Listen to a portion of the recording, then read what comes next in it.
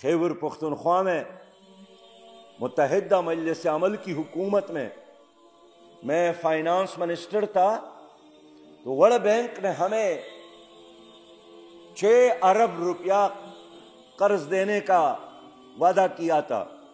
ہم نے بجٹ میں بھی اس کو ڈالا تھا. 7-8 مہینے گزرنے کے بعد وہ پیسہ ہمیں نہیں ملا. یہاں کنٹری ڈائریکٹر تھا ورلڈ بینک کا، جان وال اس کا نام تھا. اس سے میری ملاقات ہو گئی اور میں نے کہا کہ آپ نے وعدہ کیا تھا، آپ کی 6 بلین کو ہم نے بجٹ میں شامل کیا ہے.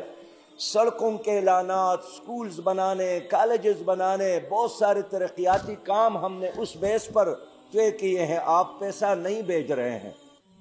انہوں نے کہا کہ آپ کے لوگوں نے پشاور میں بل بورڈ توڑے ہیں جس پر خواتین کی تصاویر تھیں اور آپ نے وہ توڑے ہیں، اس لیے ہم پیسہ نہیں دے رہے ہیں.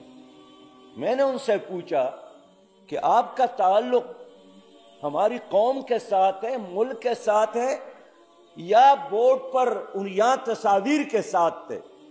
جان وال نے کہا کہ جب آپ ہمارا قرضہ لیتے ہیں تو کلچر بھی ہم سے لیں گے، نصاب تعلیم بھی ہم سے لیں گے، آپ کے فیصلے بھی ہم کریں گے. یہ تو نہیں ہو سکتا ہے کہ پیسہ ہمارا ہو اور آرڈر تمہارا ہو.